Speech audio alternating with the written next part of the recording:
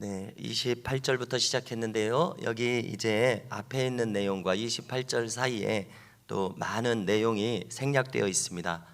그래서 그 사복음서 전체를 시간별로 다시 짜집기를 해서 시간별로 이렇게 쭉 만들어 놓은 성경이 있습니다. 연대기 성경이라고요. 그리고 또 사복음서 대조 성경이라고 그런 성경이 있습니다. 그러면은 성경을 연구하기에 더 좋죠. 그래서 바로 앞에 본문하고 여기 28절 사이에 생략된 것은 다른 복음서에서 찾아볼 수 있습니다. 자, 거기에 있는 내용을 간단하게 말하면은 빌라도에게 유대인들이, 대제사장의 무리들이 예수님을 끌고 와서 예수님이 사형에 맞다고 엄청나게 증언을 합니다. 이래서 사형이고 저래서 사형이고 이런 내용들을 계속 얘기를 합니다. 빌라도가 사형 판결을 내릴 수 있도록요. 그런 세세한 내용들이 생략되어 있습니다. 그러니까 대제사장의 무리들은 지금 가야바의 집에서, 현직 대제사장 그의 집에서 주님에 대한 재판을 마쳤습니다. 주님을 신성모독으로 규정을 하고 그들은 사형을 이미 언도했습니다. 결정했습니다. 그렇지만 유대인들이 아무리 자기들의 최고 법정인 이 사내들인 공회라고 할지라도 사형의 집행권은 없었습니다. 식민지 상태였기 때문이죠. 행정권과 사법권의 최고 결정권은 어디에 있었느냐? 바로 이 로마 제국의 총독인 빌라도에게 있었던 겁니다. 그래서 대제사장의 무리들은 대제사장 가야바 주재의 재판을 마치고 사형을 결정하고 집행해 줄 것을 요구하려고 빌라도의 관정으로 지금 데려온 겁니다. 관정이라고 하는 말은 총독의 집무실을 가리키고 또 여기서는 그 집무실이 재판정이 되고 있습니다. 원어로는 프라이도리온입니다. 우리가 복음서 다른 곳에서는 이곳을 프라이도리온이라고 하더라 이렇게 주석이 붙어 있죠. 대제사장의 무리들은 이 관정, 재판정으로 들어가지 않았다고 오늘 말씀을 보니까 기록되어 있습니다. 왜 그렇습니까? 이방인들과의 접촉은 그들을 부정하게 만들기 때문입니다. 그들은 부정한 중에 유월절 식탁을 먹는 것을 꺼렸기 때문이라고 오늘 기록하고 있습니다. 한편 주님과 제자들은 어젯밤에 유월절 식사를 하셨습니다. 그렇죠? 그래서 여기 정확한 유월절 날짜가 어젯밤인지 이제 오늘 이후인지 이런 차이점이 드러나고 있습니다. 오류가 지금 드러나고 있다는 것입니다. 자, 정확한 것은 우리의 지식으로 알 수 없습니다. 학자들도 알지 못합니다. 이런 오류는 천국에 가서 해결하면 된다 이렇게 생각하면 됩니다. 여기에 이제 시간을 낭비할 필요가 없습니다. 왜냐하면 우리가 이제 전혀 알 수 없기 때문에 모르면 모르겠는 거는 모르겠다 하고 넘어가면 됩니다. 그래서 우리가 성경에서 종종 이런 어려움을 만날 때는 그냥 그렇게 넘어가면 되겠습니다. 어차피 해결이 안 되니까요. 자, 29절에 빌라도는 묻습니다. 너희 대제사장의 무리들이 예수님을 고발하는 이유가 뭐냐? 그렇게 물으니까 한마디로 행악자니까 고발한다 이렇게 얘기합니다. 그러면은 유대법대로 처리해라. 그러자 자기들에게는 사형 권한이 없다고 합니다. 그래서 대제사장의 무리들이 온갖 혐의를 대면서 사형의 정당성을 주장합니다. 자, 이때 빌라도가 자기가 직접 나서서 신문을 합니다. 뭐라고 하냐면 한마디로 네가 유대인의 왕이냐? 그러자 주님 대답하시기를 이는 네가 스스로 하는 말이냐 아니면 다른 사람들이 나에 대하여 네게 한 말이냐 묻습니다. 자, 무슨 뜻입니까? 네가 지금 줏대 있게 말하고 있냐 이런 뜻이죠. 너는 타인들의 말에 부안해동하는 사람이냐 아니면 네 줏대에 의해서 말하는 사람이냐, 네 의견은 무엇이냐 이렇게 묻는 것 아니겠습니까? 자, 성도 여러분, 빌라도가 주님에 대해서 무엇을 알겠습니까? 빌라도에 대해서 주님은 큰 것을 기대하지 않으셨을 것입니다. 어차피 그는 진리에 대해서는 무지한 자요 단지 세속적인 인간이기 때문에 그렇습니다. 우리는 이 모든 내용을 다 이제 알고 있는데요, 그는 결국 자신의 입신양명이나 관심 있는 사람이지 배의 명분을 쫓는 올곧은 사람이 아니었습니다. 진리에 관심이 있는 진리의 사람이나 철학자가 아니었습니다. 그저 자기 살아가는데 유리한 것이 뭔지를 본능처럼 선택하는 비겁한 정치인, 영악한 정치인일 뿐이었습니다. 그렇지 않습니까? 자기가 살 길이라면 불의한 재판도 서슴지 않는 그런 인간이었습니다.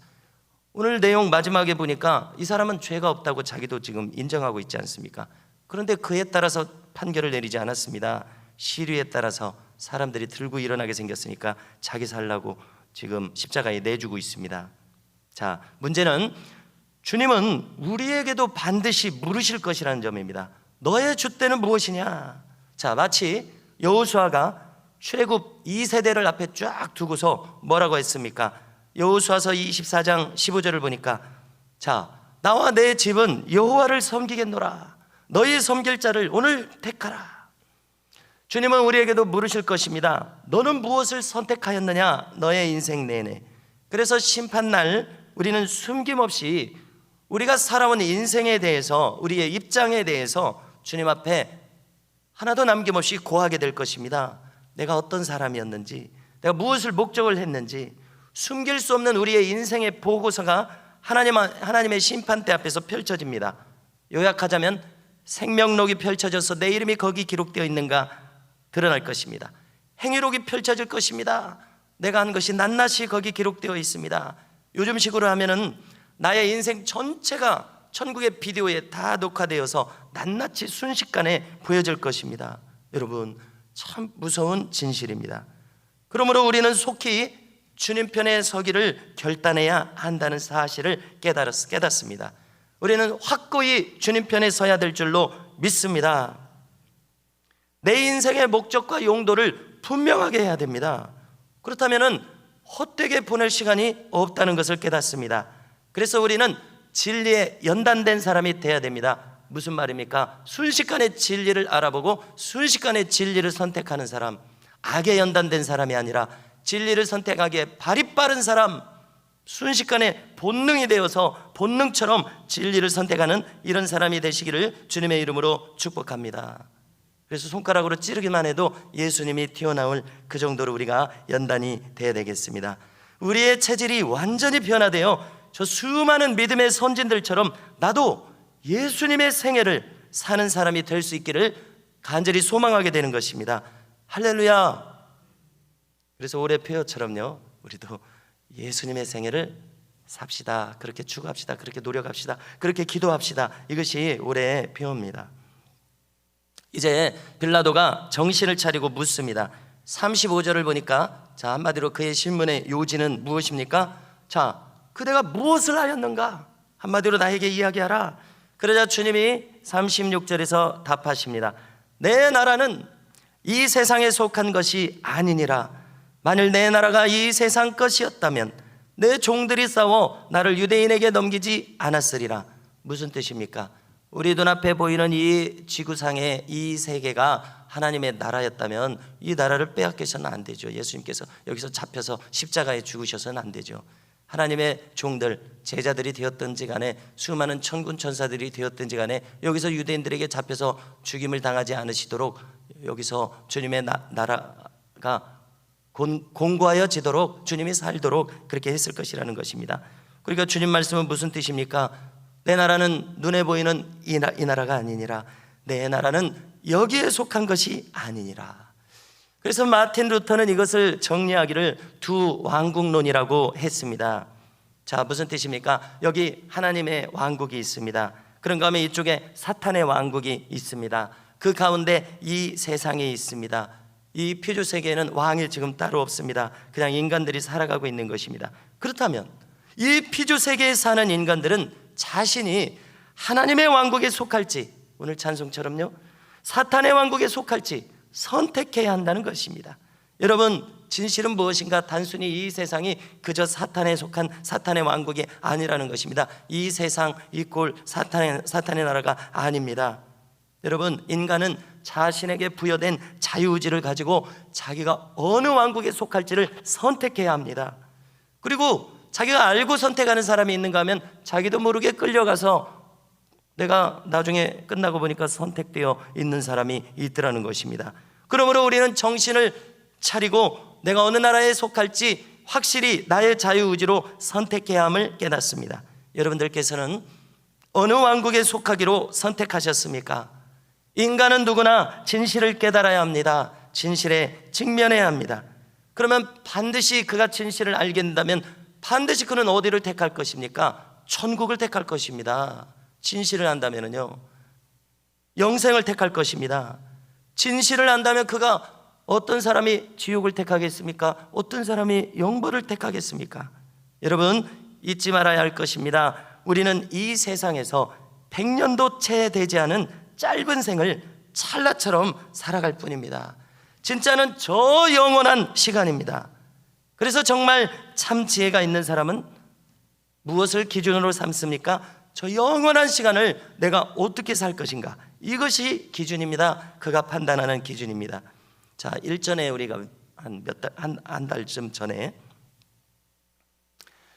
주일 말씀을 통해서 시편을 살폈었습니다. 그 시편을 보니까 우리는 잠깐 꿈처럼 이 세상에서 살다가 영원한 시간에 깨어나서 영원토록 살 것입니다. 그것을 구약의 시편도 시인도 깨달았어요. 여러분, 주님과 함께 우리는 영원한 복락을 누릴 것입니다. 자, 성경을 이렇게 요약할 수 있습니다. 행한 대로 갚아주는 원리, 이렇게 요약할 수 있죠. 그래서 진실을 깨달은 사람은 우리의 남은 생애를 어리석은 시간들이 되도록 살지 않을 것이라는 것입니다. 그래서 주님도 십자가를 달게 지셨습니다. 당연히 십자가의 시간들은 고통의 시간이었습니다. 피하고 싶은 쓴잔이었습니다. 자, 그러나 영원한 시간에 비교한다면 주님은 십자가를 기꺼이 달게 지셨습니다. 왜 그렇습니까? 성경에 기록한 대로 그 앞에 있는 즐거움을 위하여 참으신 겁니다. 영원한 나라의 즐거움 앞에서는 십자가는 과연 견딜 만한 것이었습니다. 여러분, 우리도 마찬가지입니다. 영원한 것을 기준으로 가진 사람들이 되어서 이 땅에서 능히 이기는 자로 살아가실 수 있기를 주님의 이름으로 축복합니다.